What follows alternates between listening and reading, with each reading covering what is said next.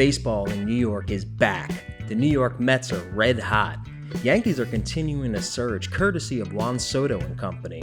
Then, baseball is a lot harder than Jackson Holliday thought. We'll dive into the young stud's struggles so far in the majors.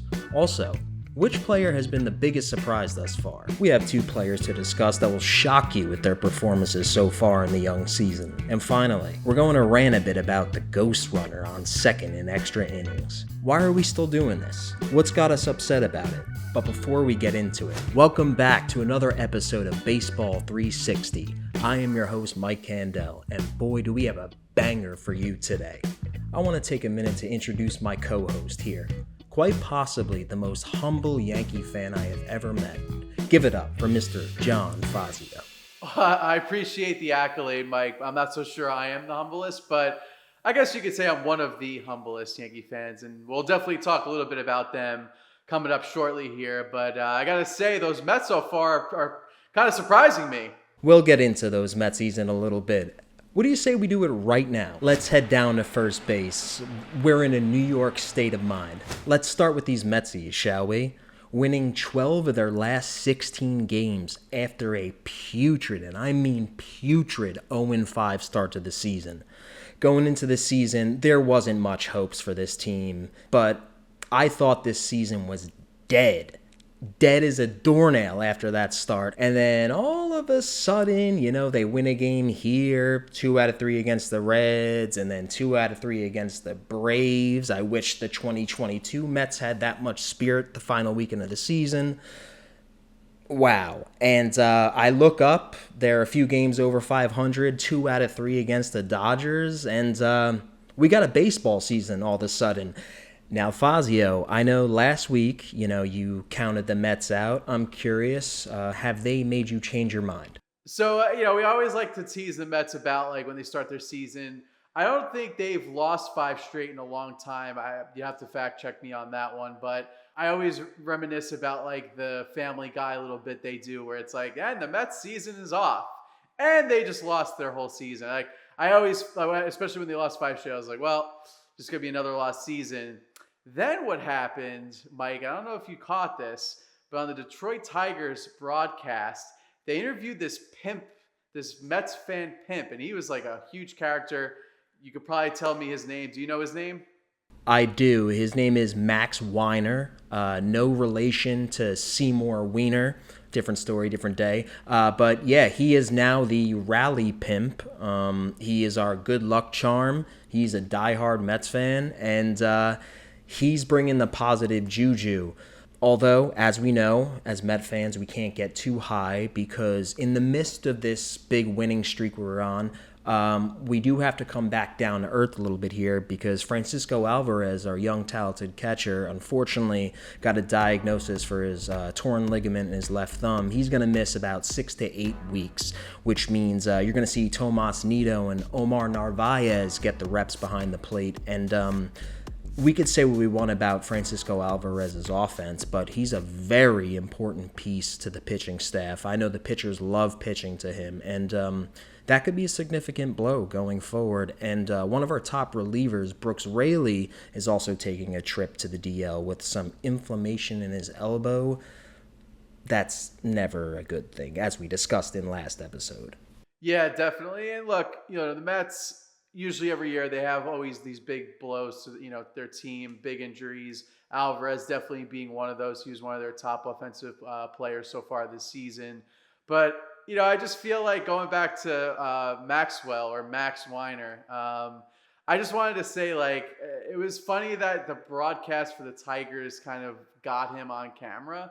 I think they just saw this guy wearing this crazy coat, and they were just let's interview this guy. He turned out to be a huge character. The Mets really never had a lot of that kind of attitude from a fan on their broadcast. If you remember, I think this was back in 2016, they had the thumbs down guy when the Yankees were playing at Citi Field and they were just kicking the shit out of the Mets. And that guy was kind of the Yankees rally cry for that season, using the thumbs down for whenever they were doing well on the base paths and stuff the rest of that season. And it's just interesting to me that the Mets now have this kind of guy to kind of point to Because as you mentioned, since basically that broadcast, they've won 12 out of their last 16.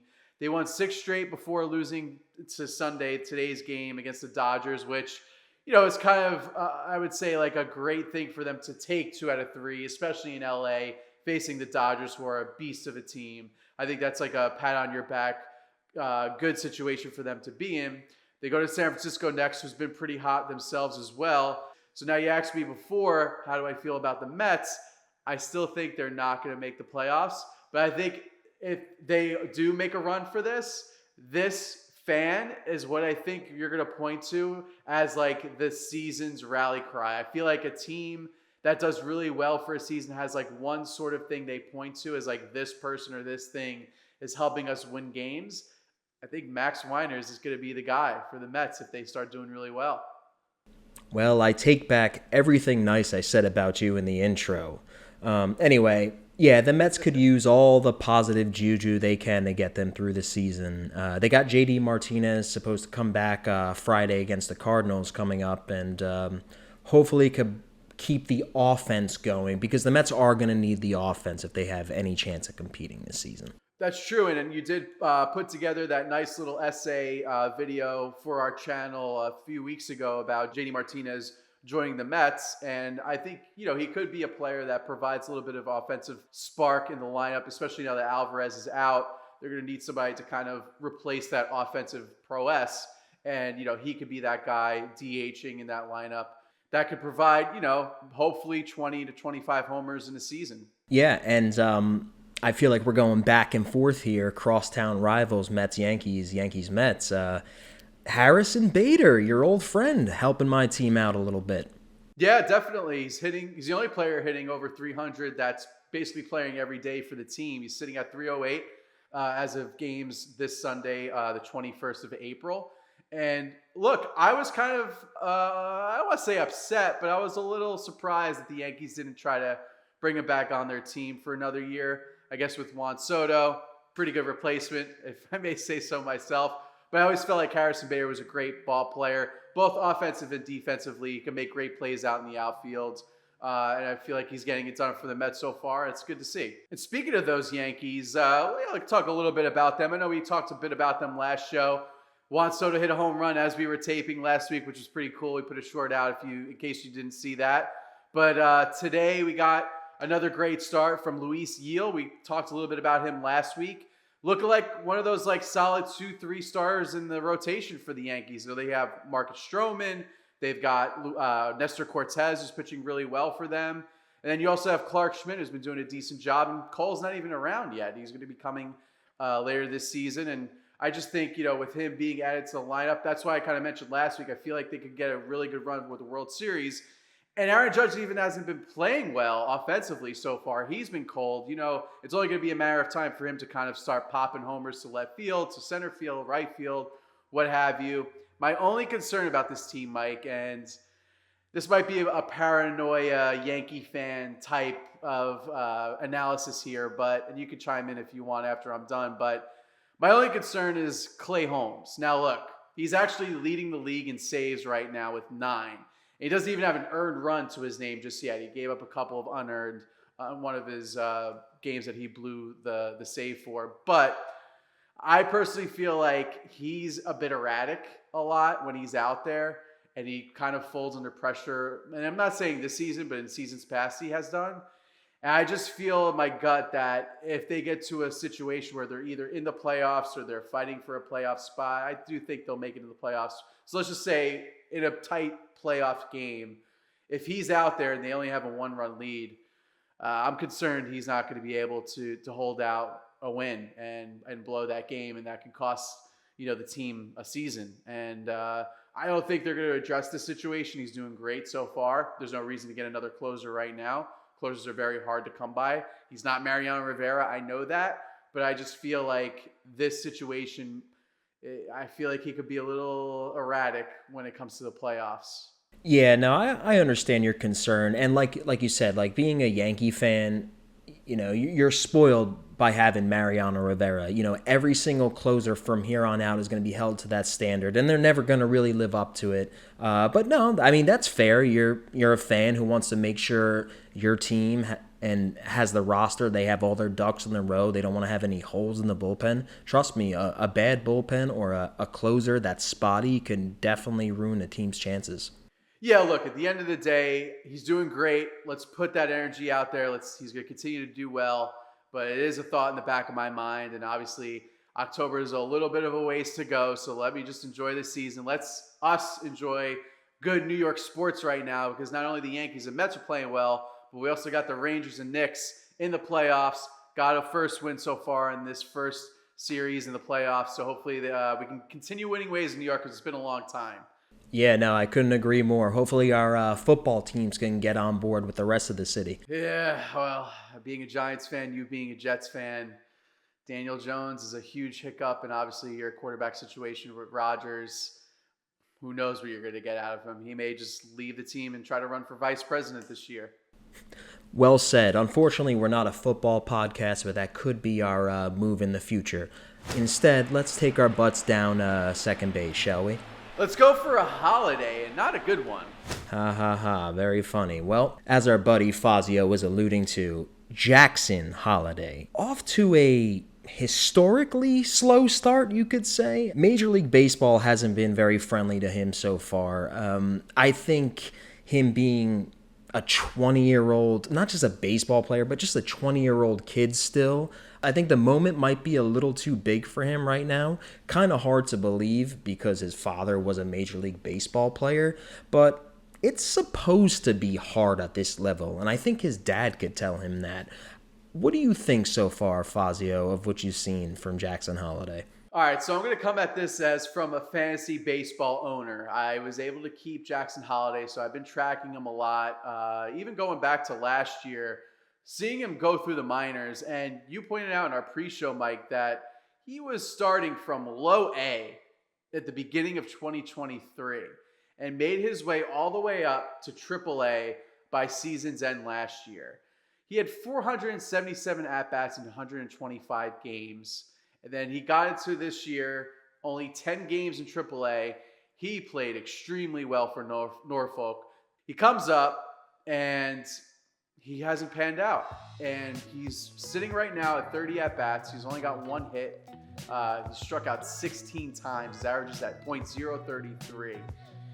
This is, I believe, a once-in-a-generation talent. I don't think he's going to be as good as, say, Bryce Harper or Mike Trout, but I think he'll be a peg below, so long as the Orioles do the right thing going forward. And what I mean by that is, I think right now, his whole situation, I think just he needs to be humbled again. I think he needs to go be sent back to AAA. I think they said, look, this is a lot of pressure for this 20-year-old kid. You said it.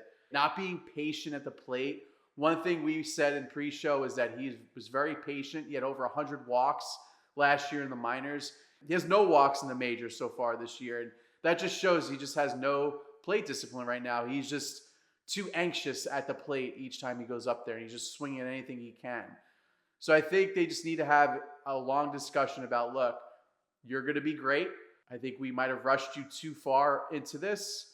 We're going to send you back to AAA. Get some more ABs under your belt. This is your second season in the minors. It's insanity that he's been up so quickly. And you're going to be a great player. We just need you to be a little more patient. And who knows how long he could be down there. He could be down there for another month. He bats 400, comes back up. Now he's got a little more, patience at the plate. He's taking more pitches. He's seeing the pitches a little more slower at the plate, and then he continues on with his great career. How are you think? Do you think he's a bust, Mike? Well, first of all, it's way too early for that. Here is something that is interesting, though. He was drafted, back, I believe, if it was 2021 or 2022, I don't know exactly. Regardless, when he was drafted, he was part of the next wave of Orioles baseball. Well, that wave arrived a lot quicker than the Orioles expected. And he was the guy that, along with Adley Rutschman and among others, was going to turn the franchise around. Now it's at the point where Jackson Holliday needs the Baltimore Orioles, then the Baltimore Orioles need Jackson Holliday. If he's a bust, the Orioles will be fine because that farm system is stacked. loaded. And we're going to mention another player, another Baltimore Orioles knocking the cover off the ball, but it's not who you think it is. This farm system and this organization is loaded with talent, and if they miss on Jackson Holliday, it's not the biggest deal. That's true, and they're only a half a game behind the Yankees in first place in the East right now. And that's why I think sending him down to the minors right now isn't the worst decision. Because like you said, they have many more players that are getting things done. Not only offensively, but you also have Corbin Burns, their now ace, who's pitching really well. Grayson Rodriguez is turning out to be a great starter as well. I don't think the Orioles have much to worry about. I still think personally they will win the East. And Holiday just being back in the minors for a month or two, Orioles are going to be like 108, 110 win team to me this season. No, I agree completely. This Orioles team, as you could say it 100 times over, that it's completely stacked. A roster loaded with talent, and quite possibly the team with the most surprising player of 2024. As we head from second to third, 2024's most surprising players so far this season. And my pick is a Baltimore Oriole, Jordan Westburg. Yes, Jordan Westburg. One of the players that the Orioles have touted going into this season, but not the biggest name. I mean, as we touched on before, Jackson Holliday, Colton Cowser, laundry list of players. This guy has been a steady Eddie so far. He leads the team in RBIs and OPS. Absolutely killing it. 333 average. Not the player you would think would lead the team in RBIs or slugging percentage like I mentioned. Just a kind of a quiet superstar so far. And I'm interested to see where he goes from this point on. Like, what does his numbers look like at the end of the season? He's been impressive. He's been very impressive. Dare I say, he might be a top 2 third baseman in Major League Baseball right now. It's impressive what he's doing. Like you said, I mean, they got Cedric Mullins, Gunnar Henderson, who is Rookie of the Year. He is leading the team in home runs, but Westberg's right behind him with 5. Henderson has 6. You got Anthony Santander, Ryan Mountcastle, of course, Adley Rutschman, the big catcher out of their team. I mean, this team is just stacked offensively. And, it just proves our point that with Holiday right now, it's not his time. They don't need him. They've got all these guys contributing, and Westberg is probably one of the guys that are surprising. I don't even know who this guy is. I'm going to be very honest. I watched a lot of the teams. Jordan Westberg was not a guy that I saw on any of my fantasy lists or anything like that. But I'm telling you what, he's definitely going to be probably in the All-Star game if he continues these numbers up for sure.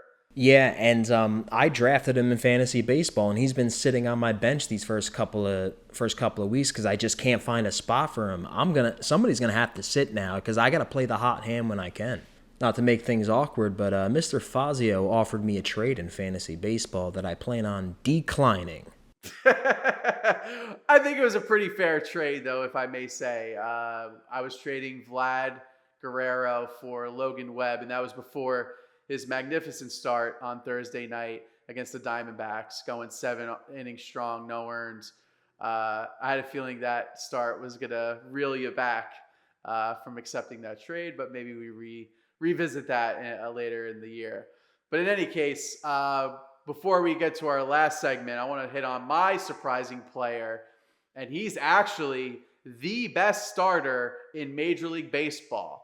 Nope, not Corbin Burns. It's not Tyler Glasnow. It's actually another player in the AL East, Jose Berrios, the starter for the Toronto Blue Jays. Yes, Mike, he's 4-0, has a 0.85 ERA, and only a 1.01 whip to start the season so far. This guy has a career ERA of about 4, and he's had 32 starts each season going back to 2018, except for the 2020 pandemic season. And he hasn't really been panning out. He's always given up a lot of earned runs, or his record is terrible. He's supposed to be the stud coming out of Minnesota, got traded a few years into the gig there, went to Toronto, never really panned out as like a big starter for them.